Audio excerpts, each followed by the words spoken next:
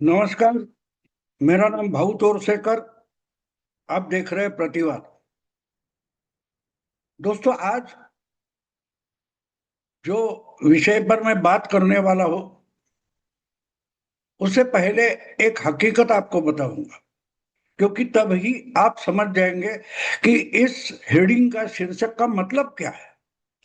हिंदू हिंदू भाई भाई, हमारे बीच सेकुलर जमात कहां से आई, इसका मतलब क्या होता है।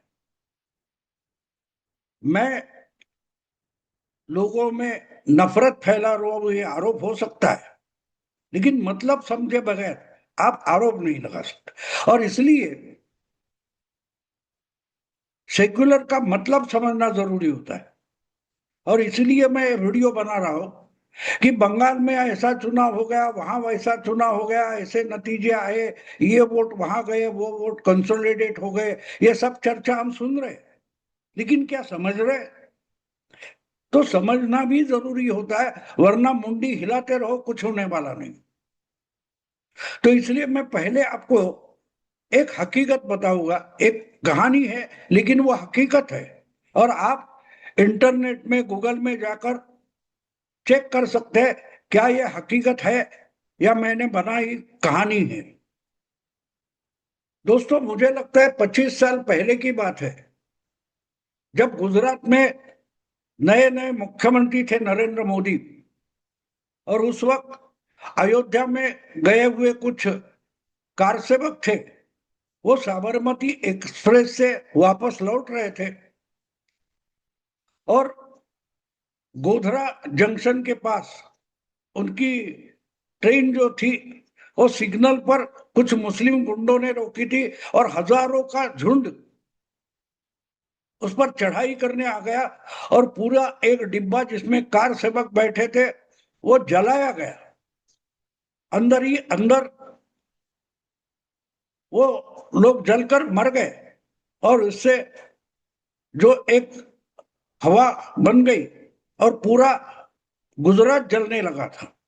और इसके बाद हमारे यहाँ के जो बुद्धिजीवी थे, वो कहने लगे कि गुजरात आरएसएस का लेबोरेटरी है, प्रयोगशाला है, हिंदुत्व की प्रयोगशाला है। और ये चलता गया, उसमें मैं ज्यादा नहीं जाऊंगा, लेकिन आपको वो 3-4 महीने चली हुई दंगल थी, फसाद था, उसकी याद दिला रहा हूं। 2001 या 2 की बात है, मुझे अभी पूरा याद नहीं, लेकिन 2001 की बात है, 25 साल पुरानी है। अब क्या हुआ था, पूरा गुजरात आगजनी में, पत्थरबाजी में, मार काट में, खून में लथपथ, घायल था। और उसी वक्त की एक हकीकत है जो आपको मीडिया जोर शोर से नहीं बता रहा था, नहीं आज तक बताई जा रही है। जब गुजरात में हिंदू और मुस्लिम एक दूसरे की जान लेने पर आमादा हुए थे, एक दूसरे की गर्दन काटने के लिए दौड़ रहे थे, एक दूसरे के घर जला रहे थे, हिंदू और मुस्लिम, उसी समय की एक बात है। गुजरात से दूर उत्तर प्रदेश में गोरखपुर के पास कहीं एक गांव में रेल का एक्सीडेंट हुआ था। मुझे तारीख वगैरह याद नहीं, लेकिन आप गोरखपुर एक्सीडेंट वगैरह, रेल एक्सीडेंट करके ये सर्च कर सकते हो। अगर मुझे वो खबर मिले तो मैं इसके नीचे उसकी लिंक जरूर दे दूंगा, लेकिन मुझे याद है। तो बात ये हुई कि वो जो रेल एक्सीडेंट हो गया था, 3-4 बोगियां इधर उधर पलट गई थी, लोग जान बचाने के लिए पैसेंजर रो रहे थे, और आसपास का इलाका पूरा उजाड़ था, निर्मनुष्य था, निर्जन था। ऐसे में कोई एक मुस्लिम लड़का वहां से गुजर रहा था, उसने आवाजें सुनी और दौड़कर रेलवे पटरी के पास गया। तो उसने देखा रेल के डिब्बे एक्सीडेंट में आहत हो गए, और लोग चिल्ला रहे। वो दौड़कर वापस अपने गांव आया, मदरसे में गया। गांव के मदरसे में उसने, मदरसे के जो मुखिया थे, उनको क्या कहते मुझे पता नहीं, लेकिन उनको बताया कि ऐसी भयंकर एक्सीडेंट हुआ है। उन्होंने फटाफट मदरसे के लड़कों को इकट्ठा किया और मदद के लिए वो दौड़ पड़े। रेल की पटरी पर जहां एक्सीडेंट हुआ था वहां वो सब मुस्लिम लड़के, मदरसे के लड़के, जहां मदरसों में जिहाद पढ़ाया जाता है, ट्रेंड किया जाता है, यह आरोप हम बार बार सुनते हैं, ऐसे ही किसी एक मदरसे के लड़के अपने मुखिया के साथ दौड़कर वहां गए और जो फंसे हुए लोग थे उनको बचाने की जोर शोर से कोशिश करने लगे। अब ये सब चल रहा था, इतने में रेल पटरी की दूसरी पार से कोई एक हिंदू लड़का था, उन्होंने ये देखा और वो दौड़कर अपने गांव गए और उनके गांव में कोई आरएसएस का एक बड़ा कार्यकर्ता था, उसको बताया। वो भी अपने आरएसएस के स्वयंसेवक लेकर उस एक्सीडेंट में फंसे हुए लोगों के मदद के लिए दौड़ कर आ गए। और एक तरफ मदरसे के मुस्लिम युवा और दूसरी तरफ आरएसएस के हिंदुत्ववादी युवा मिलकर वो जान के लिए लड़ने वाले लोगों की जान बचाने के लिए काम करने लगे, इकट्ठा काम करने लगे। उसमें कौन हिंदू है कौन मुस्लिम है ये बात नहीं थी। मर रहा था इंसान और उसको बचाने के लिए कोशिश करने वाले दो अलग अलग भिन्न धर्मों के लोग मिलकर उनको बचाने की कोशिश कर रहे थे। पूरे 2-2.5 घंटे के बाद ये खबर जहां पहुंची, जिला कलेक्टर और उनकी रिलीफ टीम वहां पहुंच गई। 4 घंटे बाद रेलवे की रिलीफ टीम वहां पहुंच गई, लेकिन बीच का जो 2-3 घंटे का समय था उसमें रेलवे के इस पार और उस पार जो मदरसे के बच्चे थे और आरएसएस के लड़के थे, उन्होंने मिलकर सैकड़ों लोगों की जान बचाई थी। उनको खाना पीना दिया था, उनको कुछ साधन चाहिए, चाय वगैरह पिलाई होगी। और कलेक्टर भी वहां पहुंच गए तो हैरान थे कि ये क्या देख रहा हूं मैं। आरएसएस और मदरसे के बच्चे मिलकर इकट्ठा काम कर रहे थे। और एक बात समझना जरूरी है,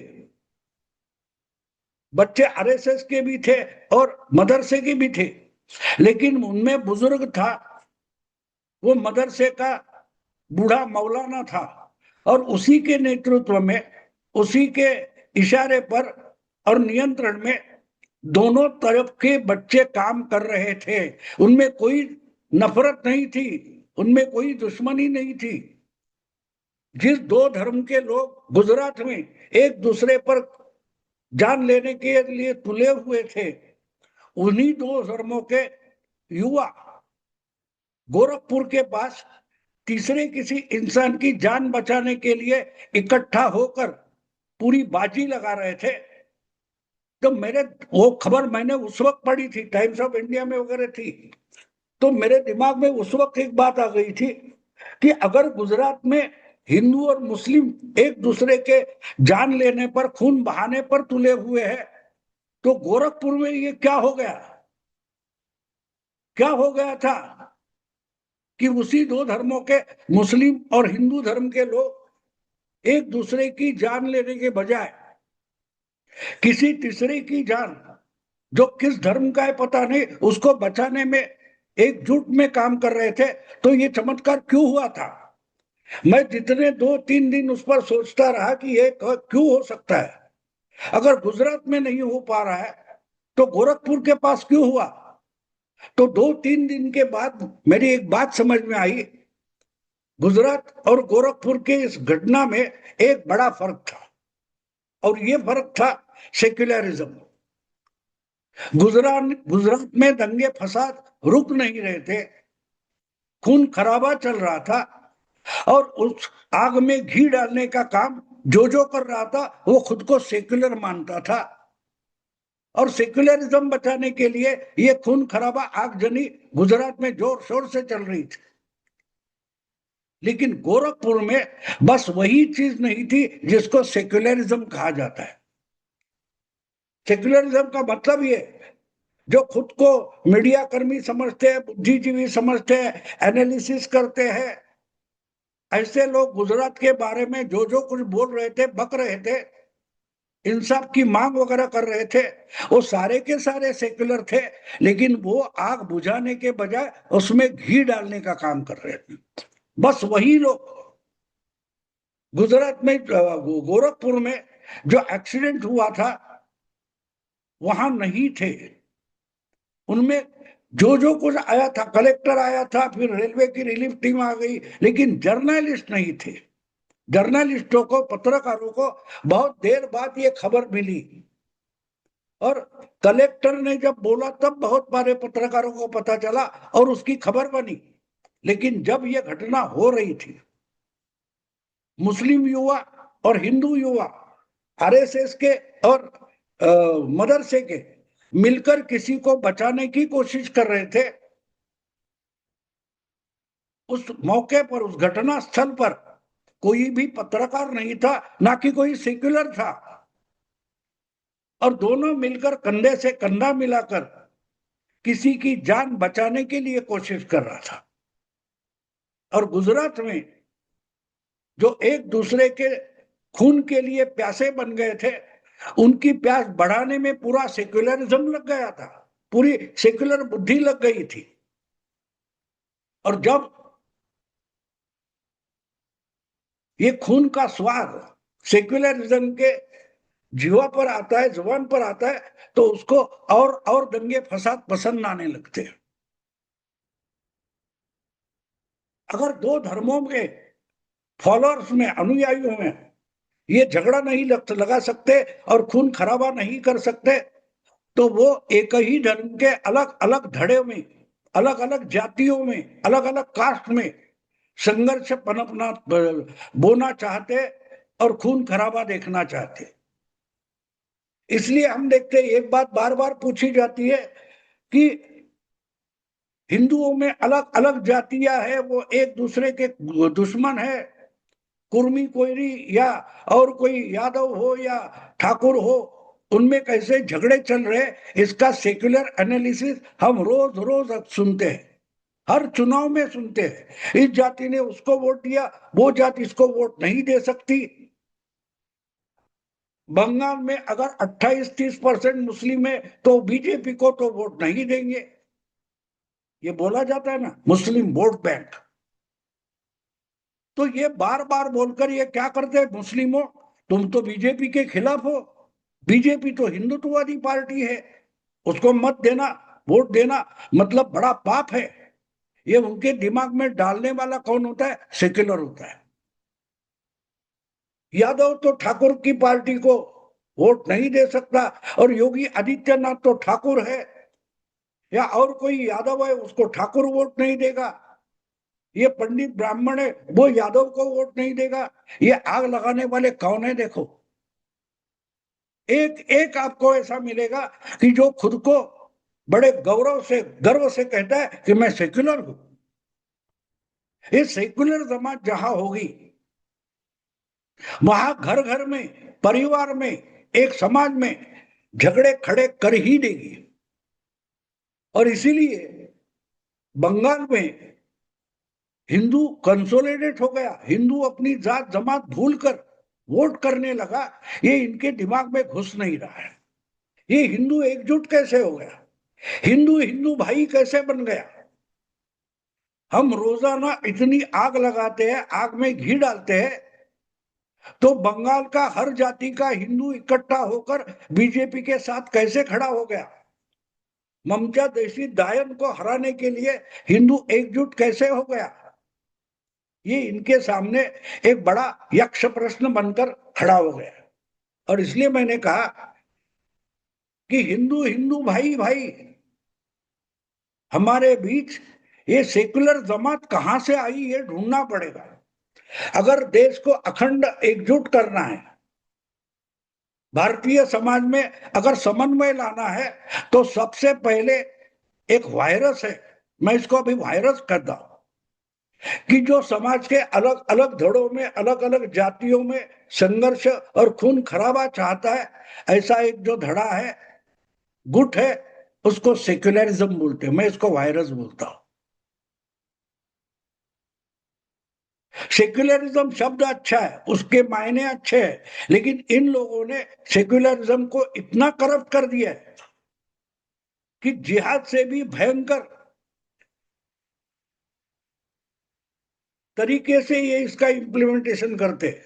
सेक्युलरिज्म मतलब धर्म भावना से अलग, राजसत्ता पर धर्म सत्ता नहीं चलनी चाहिए, बस इतना ही सेक्युलरिज्म का मतलब होता है। जो सत्ता राजसत्ता चलाता है उसके दिमाग में धर्म सत्ता का अधिकार नहीं होना चाहिए।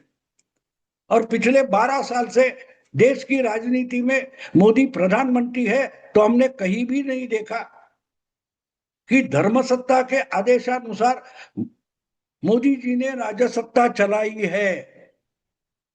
लेकिन फिर भी ये लोग सेक्युलरिज्म सेक्युलरिज्म करके बीजेपी की असली सेक्युलर धर्मनिरपेक्ष सत्ता को धार्मिक सत्ता दिखाना चाहते हैं और वहां से आग लगना शुरू होता है। और जब उससे भी नीचे जाते हैं तो अलग अलग जातियों में संघर्ष खड़ा कर देते हैं ताकि खून खराबा हो।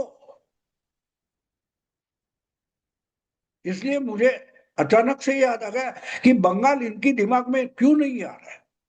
बंगाल के नतीजे बहुत सारे सेक्युलर पत्रकार बुद्धिजीवी क्यों समझ नहीं पा रहे।